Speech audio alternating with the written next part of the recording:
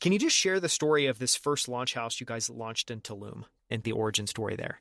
Yeah. So it starts in the middle of the pandemic. We, like probably every single other person, were feeling a little bit of cabin fever, a little bit of isolation, and a little bit stuck. And it was to the 10th degree because we were all trying to start companies. My friend Michael Hauk and a handful of other people. And so Michael had this fun idea, and we were actually in this digital founder program, and it wasn't cutting it. We were just in these Zoom calls all day. It was cool and it was exciting. It was awesome to meet other founders, but like there's only so many Zoom calls you can take, and that's not really how innovation happens.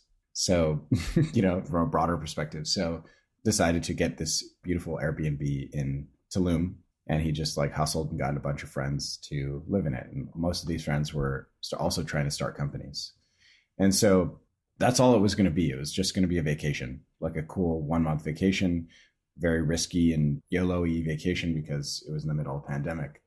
But we decided to get a little bit cheeky, and we named it Launch House in like 5 minutes after the TikTok houses.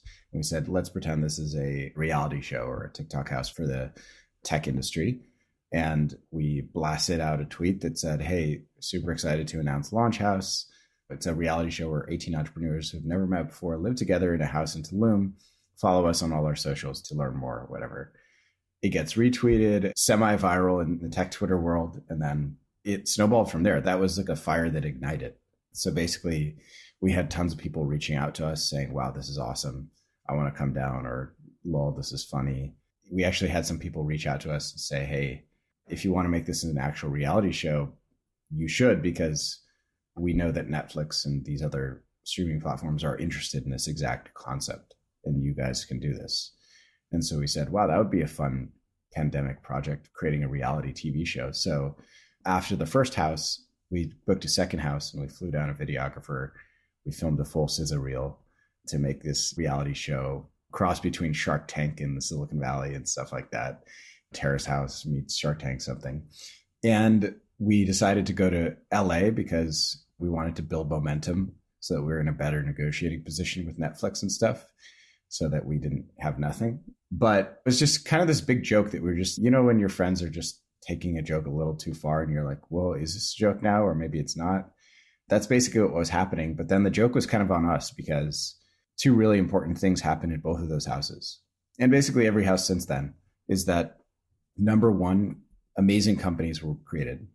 So people from those first two houses raised money from A16Z, Sequoia, YC, all these, just the cream of the crop, amazing investors. And the other important thing is that a lot of those people are still incredibly close friends. So there are amazing friendships and amazing companies born out of those first two houses, and basically every house since then. So we're like, hey, wait a second, maybe a reality show is not the right thing to be building, to be creating right now. This seems like misaligned with actually over the long term, the incentives would be off because we'd be creating a cringy reality show. We wouldn't be able to attract great founders. And then why don't we just create the next YC or something along those lines? And so we kind of kept on pushing down this path, formalized our company, made it an actual thing, raised money from actual venture capitalists, and organized ourselves around this vision of the university of the future. And particularly in this context around community, which is important to touch on, because that's why we were there in the pandemic, is because we wanted human connection. We didn't want another Zoom call. And it was kind of the contrarian point, because in the tech industry, we like to say everything is solved by technology. It's like the hubris of the tech industry. It's not at all. It's not. It's definitely not. And so there are these intangible things about being IRL, being physically co-located with somebody, that creates innovation.